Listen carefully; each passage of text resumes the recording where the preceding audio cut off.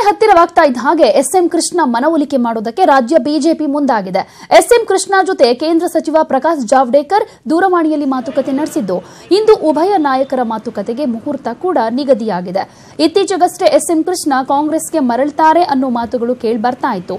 ಈ ಹಿನ್ನೆಲೆಯಲ್ಲಿ ಬಿಜೆಪಿಯ ನಾಯಕರು ಮಾತುಕತೆಗೆ ಮುಂದಾಗಿರೋದು ಸಾಕಷ್ಟು ಮಹತ್ವ ಪಡೆದುಕೊಂಡಿದೆ. ಸದ್ಯ ಮುಂಬೈ ಪ್ರವಾಸದಲ್ಲಿರುವ ಎಸ್ಎಂ ಕೃಷ್ಣ ಇಂದು ನಗರಕ್ಕೆ ಆಗಮಿಸಲಿದ್ದಾರೆ. ಬೆಳಗ್ಗೆ 11 ಗಂಟೆಗೆ ಎಸ್ಎಂ ಕೃಷ್ಣ ನಿವಾಸದಲ್ಲಿ ಉಭಯ ನಾಯಕರು ಮಹತ್ವದ ಚರ್ಚೆ ನಡೆಸಲಿದ್ದಾರೆ.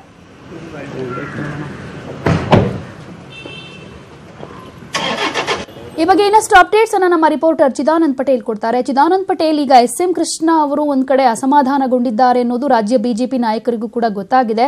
ಸೊ ಅವರ ಮನವೊಲಿಕೆಗೆ ಪ್ರಕಾಶ್ ಜಾವಡೇಕರ್ ಅವರ ನೇತೃತ್ವದಲ್ಲಿ ಅವ್ರ ಮನೆಗೆ ತೆರಳ್ತಾ ಇದ್ದಾರೆ ಅಂದ್ರೆ ಯಾರ್ಯಾರು ಹೋಗ್ತಾ ಇದ್ದಾರೆ ರಾಜ್ಯ ಬಿಜೆಪಿ ನಾಯಕರು, ಯಾವ ರೀತಿ ಚರ್ಚೆನ ಮಾಡ್ತಾರೆ? ಪ್ರತಿಮಾ, ಕೆಲ ದಿನಗಳ ಹಿಂದೆ ಬಿಜೆಪಿಯಲ್ಲಿ ಮೂಲೆ ಗುಂಪಾಗಿರೋ ಸಂಬಂಧಪಟ್ಟಾಗೆ ತಮ್ಮ ಆಪ್ತರ ಬಳಿ ಅಳಲು ತೋರ್ಪಡಿಸಿದಂತ ಎಸ್ಎಂ ಅವರು ಎಲ್ಲ ಒಂದ್ ಕಡೆ ಕಾಂಗ್ರೆಸ್ಗೆ ಸೇರ್ತಾರೆ ಎಂಬ ದೊಡ್ಡ ಮಟ್ಟದ ಸುದ್ದಿ ಹಬ್ಬಿತ್ತು. ಈ ಸಂಬಂಧಪಟ್ಟಾಗೆ ಕೆಲವು ಕಾಂಗ್ರೆಸ್ ನಾಯಕರನ್ನ ಸಂಪರ್ಕ ಮಾಡಿದ್ದಾರೆ ಅನ್ನುವ ಒಂದು ಮಾತು ಕೂಡ ಕೇಳಿ ಬಂತು. ಈ ಎಲ್ಲದರ ನಡುವೆ ಚುನಾವಣೆ ಘೋಷಣೆ ಆದ್ರೂ ಕೂಡ ಇದೀಗ ಎಸ್ಎಂ ಕೃಷ್ಣ ಅವರು ಎಲ್ಲೂ ಕೂಡ ಕಾಣಿಸ್ಕೊಳ್ತಿಲ್ಲ. ಜೊತೆಗೆ ಹಳೆ ಮೈಸೂರು ಭಾಗದಲ್ಲಿ ಬಿಜೆಪಿ ರಾಷ್ಟ್ರೀಯ ಅಧ್ಯಕ್ಷ ಅಮಿತ್ ಶಾ ಅವರು ಭೇಟಿ ಕೊಟ್ಟ ಸಂದರ್ಭದಲ್ಲೂ ಕೂಡ ಎಸ್ಎಂ ಕೃಷ್ಣ ಅವರು ಗೈರಾಗಿದ್ರು.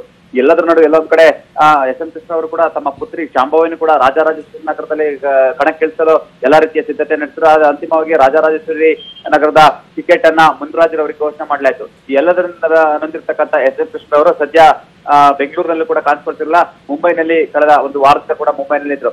ಇಂತಹ ಪರಿಸ್ಥಿತಿಯಲ್ಲಿ ಎಲ್ಲ ಒಂದ್ ಕಡೆ ಇದು ಪಕ್ಷದ ಇಮೇಜ್ಗೆ ಡ್ಯಾಮೇಜ್ ಆಗುತ್ತೆ ಎಂಬ ಹಿನ್ನೆಲೆಯಲ್ಲಿ ಕೇಂದ್ರ ಸಚಿವ ಬಿಜೆಪಿ ನಾಯಕ ರಾಜ್ಯ ಚುನಾವಣಾ ಉಸ್ತುವಾರಿ ಪ್ರಕಾಶ್ ಜಾವಡೇಕರ್ ಅವರು ನಿನ್ನೆ ಅಷ್ಟೇ ಎಸ್ಎಂ ಕೃಷ್ಣ ಅವರನ್ನ ದೂರವಾಣಿ ಮೂಲಕ ಸಂಪರ್ಕವನ್ನ ಮಾಡಿದ್ದಾರೆ. ಈ ಸಂದರ್ಭದಲ್ಲಿ ಎಸ್ಎಂ ಕೃಷ್ಣ ಅವರನ್ನ ಭೇಟಿಯಾಗಿ ಮಾತುಕತೆ ನಡೆಸಬೇಕಂತ ಹೇಳಿ ಇಚ್ಛೆಯನ್ನ ವ್ಯಕ್ತಪಡಿಸಿದ್ದಾರೆ. ಹಾಗಾಗಿ ಇವತ್ತು ಬೆಳಗ್ಗೆ 11 ಗಂಟೆಗೆ ಎಸ್ಎಂ ಕೃಷ್ಣ ಅವರ ಬೆಂಗಳೂರಿನ ಸದಾಶಿವನಗರದಲ್ಲಿ ಭೇಟಿಯಾಗಲು ತೀರ್ಮಾನವನ್ನು ಮಾಡಿದ್ದಾರೆ. ಈ ಸಂದರ್ಭದಲ್ಲಿ ಎಸ್ಎಂ ಕೃಷ್ಣ ಅವರ ಸಂಬಂಧಪಟ್ಟಾಗೆ ಮನವೊಲಿಸುವ ಪ್ರಯತ್ನ ನಡೆಯಲಿದೆ ಅಂತ ಹೇಳಲಾಗ್ತಿದೆ. ಪ್ರತಿಮಾ, ಧನ್ಯವಾದ ಚಿದಾನಂದ್ ಪಟೇಲ್.